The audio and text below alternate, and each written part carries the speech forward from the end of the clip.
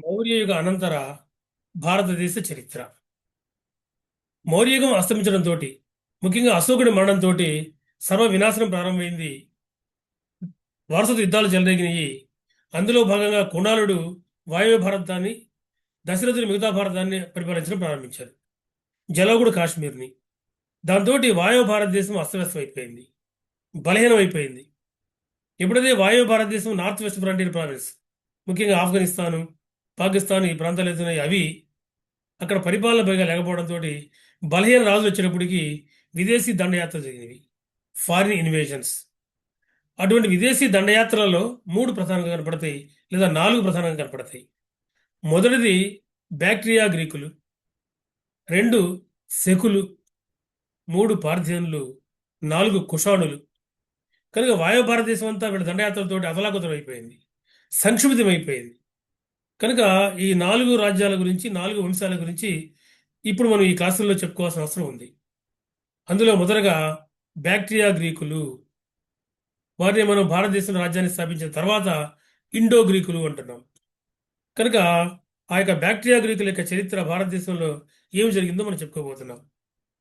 మీకు గుర్తుండే ఉంటుంది, అలెగ్జాండర్ ఆసియా మైనర్ని ఇరాన్ ఇరాక్ జయించిన తర్వాత ఆ ప్రాంతాలలో సెల్యూకస్ నికెటర్ తన రాజప్రతినిధిగా ఉన్నాడు.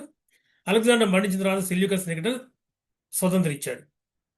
చంద్రగుప్త మౌర్యుడు సెల్యూకస్ నికెటర్ని ఓడించాడు, హిందూకుష్ ప్రథ శ్రేణి వరకు జయించాడు, పరోపరిస్థితి ఇటువంటి ప్రాంతాలు జయించాడని ఇంతకుముందు క్లాసులో మీకు చెప్పాను నేను.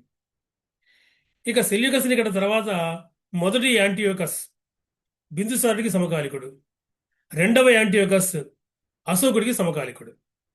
అంతవరకు ఇబ్బంది ఏమీ లేదు రాజ్యానికి, వాళ్ళ బలమైన రాజులు. ఎప్పుడైతే రాజులు బలహీనపడడం ప్రారంభించారో, ఎప్పుడైతే అశోకుడి తర్వాత వినాశనం ప్రారంభమైపోయిందో, అప్పుడు ఆ గ్రీకుల దండయాత్రలు మనకు కనపడతాయి. మీరు మొదలు గుర్తుపెట్టుకోవాల్సిన విషయం ఏంటంటే, రెండవ యాంటియోకస్ కాలంలో, అంటే అశోకుడి కాలంలో తిరిగి మళ్ళీ పార్థియన్లు, అంటే ఇరాన్ నిజమైన ఇరాన్ వారసులు, వాళ్ళు పార్థియన్ రాజ్యాన్ని ఏర్పాటు చేస్తున్నారు ఇరాన్ దేశంలో. ఈ బ్యాక్ట్రియా ప్రాంతంలో, పరోపరిస్థితి అనే ప్రాంతంలో గ్రీకులు రాజ్యాన్ని ఏర్పాటు చేస్తున్నారు, అంటే పంచుకున్నారు. కాబట్టి ఒకేసారి పార్థియన్లు గ్రీకులు, ఇరాన్ ప్రాంతాన్ని పార్థియన్లు, బ్యాక్ట్రియా ప్రాంతాన్ని గ్రీకులు పరిపాలించడం ప్రారంభించారు. ఇక రెండవ యాంటియోకస్ తర్వాత మూడవ యాంటియోకస్ రాజయ్యాడు. ఆ సమయం నాటికి అశోకుడు మరణించాడు. కనుక వాయవ్య భారతదేశం బలహీనమైంది. వెంటనే మూడవ యాంటియోకస్ కాబూల్ లోయ ప్రాంతం మీదకి దండయాత్ర చేశాడు. సుభగసేన రాజుని ఓడించి ఆ కాబూల్ లోయ ప్రాంతాన్ని, ఇవాళ ఆఫ్ఘనిస్తాన్ ప్రాంతాన్ని అతను ఆక్రమించాడు. ఈ సుభగసేన ఎవరు అంటే, పురాణాలు చెప్తున్నాయి ఈ సుభగసేన మౌర్య వంశస్థుడే అని. కాబట్టి మౌర్య వంశానికి చెందినవాడు అక్కడ చిన్న పరిపాలకుడిగా ఉన్నాడు. అతన్ని ఓడించి ఆఫ్ఘనిస్తాన్ ప్రాంతాన్ని ఈ మూడవ యాంటియోకస్ జయించి తన రాజ్యంలో కలుపుకున్నాడు, అంటే ఆ బ్యాక్ట్రియా రాజ్యంలో కలుపుకున్నాడు. ఇక మూడవ యాంటియోకస్ తర్వాత డెమిట్రియస్ రాజయ్యాడు. ఈ డెమిట్రియస్ పంజాబ్ సింధు ప్రాంతాల మీద దండయాత్ర చేశాడు. ఆఫ్ఘనిస్తాన్ ఆల్రెడీ మూడవ యాంటియోకస్ జయిస్తే పంజాబ్ సింధు ప్రాంతాల మీద దాడులు చేసి అక్కడ చిన్న చిన్న రాజులు ఉంటే వాళ్ళందరినీ ఓడించి పరిపాలన విస్తరించిన వాడు, తన సామ్రాజ్యాలు కలుపుకున్నవాడు డెమిట్రియస్. ఈ డెమిట్రియస్ని తిరిగి మళ్ళీ భారతీయ సాహిత్యం పిలుస్తోంది దత్తమిత్ర అని. దత్తమిత్ర అన్న డెమిట్రియస్ ఒకటి గుర్తుపెట్టుకోండి. అయితే ఈ డెమిట్రియస్ ఎప్పుడైతే బ్యాక్ట్రియా ప్రాంతం వదిలిపెట్టేసి భారత భూభాగాల్లోకి వచ్చి ఇక్కడ రాజ్యాలు జయిస్తున్నాడో, అక్కడ తన బ్యాక్ట్రియా రాజ్యంలో తిరుగుబాటు చెలరేగింది. యూక్రటైట్స్ అనే వంశస్థులు తిరుగుబాటు చేసి డెమిట్రియస్ రాజ్యాన్ని ఆక్రమించారు. అయితే ఈలోగా ఇక్కడ తిరిగి మళ్ళీ పంజాబ్ సింధు ప్రాంతాలు డెమిట్రియస్కి వశమైనవి కాబట్టి డెమిట్రియస్కి వెనక్కి పోదలుచుకోవాలా, మళ్ళీ పోయి అక్కడ యుద్ధంలో ఓడిపోవడము అనవసరం అనుకున్నాడు. అందువల్ల తను ఆ రాజ్యాన్ని వదిలిపెట్టేశాడు. దాంతో బ్యాక్ట్రియాలో యూక్రటైటిస్ వంశం పరిపాలనలోకి వచ్చింది. ఇక డెమిట్రియస్ మటుకు భారతదేశంలోని స్థిరపడిపై పంజాబ్ సింధు ప్రాంతాలు పరిపాలించడం ప్రారంభించాడు. కాబట్టి డెమిట్రియస్ ఎప్పుడైతే బ్యాక్ట్రియా నుంచి వచ్చి భారతదేశంలో రాజ్యాన్ని స్థాపించి పరిపాలిస్తున్నాడో, ఈ రాజుల్ని మనము ఇండో గ్రీకులు అంటాం. భారతదేశాన్ని పరిపాలించినటువంటి గ్రీకు రాజులు అంటాం. కనుక ఇండో గ్రీక్ వంశస్థాపకుడు ఎవరు అంటే మనం చెప్పుకోవాల్సి ఉంటుంది సెల్యూకస్ నికెటర్. అయితే ఒక రాజ్యాన్ని ఏర్పాటు చేసిన సొంత రాజు ఎవరంటే మనం చెప్పాల్సి ఉంటుంది డెమిట్రియస్, దత్తమిత్ర. ఇతను ఒక రాజధాని నగరం కావాలి కాబట్టి తిరిగి పాకిస్తాన్లో శాకల నగరము శాకల నగరం అనే రాజధాని కట్టించుకున్నాడు.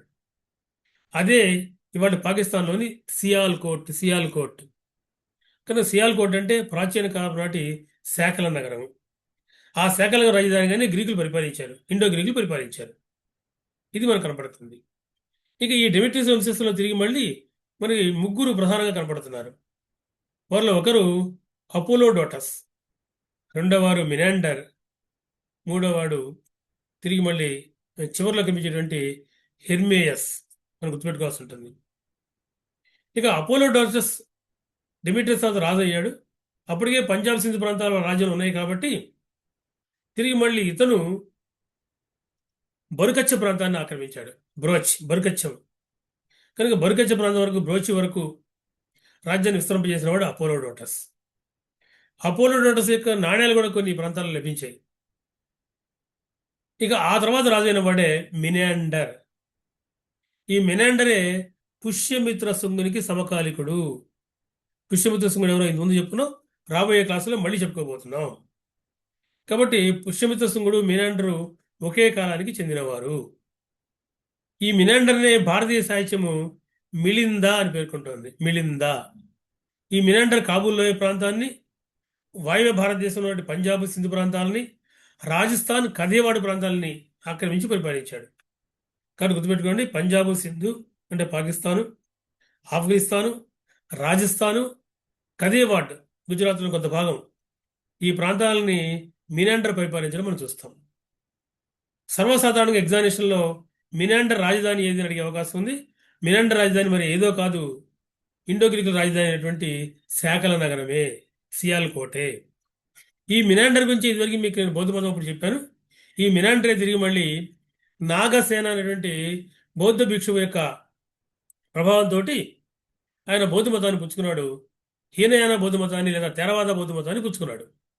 వీరి సంభాషణ తిరిగి మళ్ళీ మనం ఇంతకుముందు చెప్పుకున్నాం, మిలిందపన అనే గ్రంథంలో ఉంది అని. కానీ మిలిందపన పాళీ భాషలో ఉంది. హీనయాన బౌద్ధ మతంలో థేరవాద బౌద్ధ మతానికి చెందినది. నాగసేనుడు రచించాడు. ఇవన్నీ బౌద్ధ మతంలో చెప్పుకున్నాము. ఆ మినాండరే, ఆ మిలిందుడే ఈయన. మిలిందని లేదా మినాండర్ని ధర్మరాజు అని నాగసేనుడు వర్ణించాడు. అంటే మంచి పరిపాలన అందించాడు, ధర్మాన్ని దృష్టిలో పెట్టుకుని పరిపాలించాడు అంటున్నాడు నాగసేనుడు తన మిలిందపన్హ గ్రంథంలో. గ్రీకు చరిత్రకారులు కూడా వాళ్ళకి చరిత్రలు రాసుకునేటప్పుడు మినాండర్ గొప్పతనాన్ని పెద్ద ఎత్తునే వర్ణించారు. ఇది మనకు కనపడుతుంది. అయితే మినాండర్ తర్వాత మళ్ళీ తిరిగి 15వ వంశస్థులు ప్రారంభమవుతారు. ముఖ్యంగా ఏ పార్థియన్లు అయితే ఉన్నారో, ఇరాన్ వాళ్ళు అయితే ఉన్నారో, వాళ్ళు ఇండో గ్రీకుల్ని ఓడించడంతో ఇండో గ్రీకు రాజ్యము దాదాపుగా అస్తమించింది. కనుక అలా అస్తమిస్తున్న సమయంలో బ్యాక్టీరియా గ్రీకుల్లో చిట్ట చివరి వాడిగా హెర్మేయస్ కనపడుతున్నాడు. హెర్మేయస్. కనుక రాజుల పరంగా మనం గుర్తుపెట్టుకోవాల్సిన వాళ్ళు వీళ్ళు. ఇక ఇండో గ్రీకుల యొక్క ప్రభావం మనకు ప్రధానంగా గాంధారా శిల్పరీతిలో కనపడుతుంది. గాంధారా శిల్పరీతిని ప్రారంభించిన వాళ్ళే తిరిగి మళ్ళీ ఇండో గ్రీకులు. ఆ గాంధారా శిల్పరీతి యొక్క విశేషాలు అనేక ఎగ్జాంపుల్ ప్రశ్నలు వస్తున్నాయి. మనం నెక్స్ట్ క్లాస్లో వాటి చెప్పుకోబోతున్నాం. అదేవిధంగా వీళ్ళు మొట్టమొదటిసారిగా నాణెములు విడుదల చేశారు తమ రాజముద్రతోటి, రాజు యొక్క ముఖాలతోటి. గుర్తుపెట్టుకోండి, ఎగ్జామినేషన్లో చాలాసార్లు అడుగుతున్న ప్రశ్న.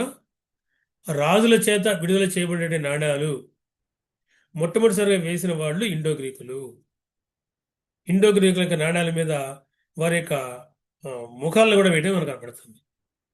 నాణెములు మనకు కొత్త కాదు.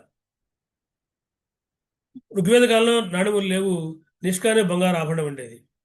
మలివేద కాలం నాటికి నిష్క నాణ్యంగా మారింది.